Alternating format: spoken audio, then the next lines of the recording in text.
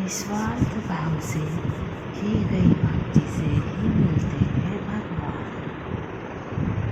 एक ग्वाला रोज गाय को चराने गाय के बाहर ले जाता था। जंगल में एक संत का आश्रम था। वहाँ संत रोज तप, ध्यान, मंत्र जाप करते थे।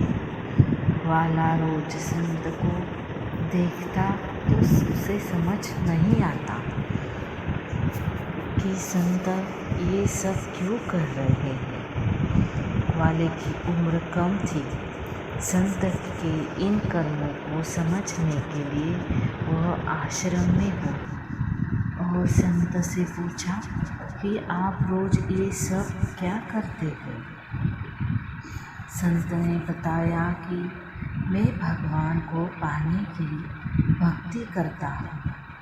रोज पूजा पाठ, तप, ध्यान और मंत्र जाप करने से भगवान के दर्शन हो सकते हैं। संत की बात सुनकर ग्वाले ने सोचा कि मुझे भी भगवान के दर्शन करना चाहिए।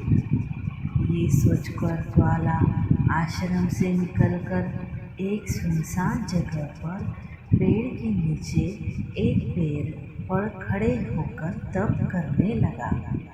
कुछ देर बाद उसने सांस लेना भी बंद कर दिया। ग्वाले ने सोचा कि जब तक भगवान दर्शन नहीं देंगे मैं ऐसा ही करूँगा। छोटे से भक्त की इतनी कठिन तपस्या से भगवान बहुत जल्दी प्रसन्न हो गए। वे ग्वाले के सामने प्रकट हुए और बोले कि पुत्र, आंखें खोलो, मैं तुम्हारे सामने आ गया। ग्वाले ने आंखें खोले बिना ही पूछे कि आप कौन हैं। भगवान बोले कि मैं वही ईश्वर हूँ जिसके दर्शन के लिए तुम तप कर रहे हो। ये सुनकर ग्वाले ने आंखें खोल ली, लेकिन उसने ईश्वर को देखा ही नहीं। वह सोचने लगा कि क्या ये ही वो भगवान है। सच जानने के लिए उसने भगवान को एक पेड़ के साथ रस्सी से बांध दिया। भगवान भी भक्त के हाथों बंध गए।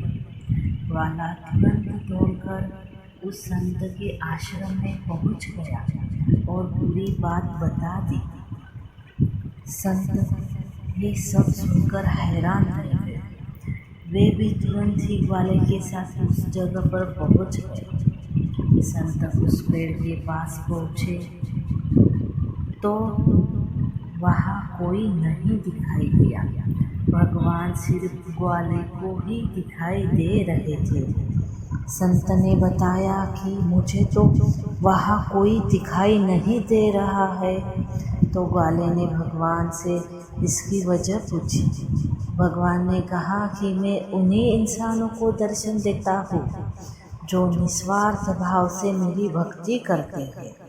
जिन लोगों के मन में कपट, स्वार्थ, लालच होता है उन्हें मैं दिखाई नहीं देता। दोस्तों, इस कहानी से हमें सीख मिलती है कि जो लोग भगवान की भक्ति निजी स्वार्थ की वजह से करते हैं उन्हें भगवान की कृपा नहीं मिल पाती है। निस्वार्थ भाव से ही की गई भक्ति सफल होती है।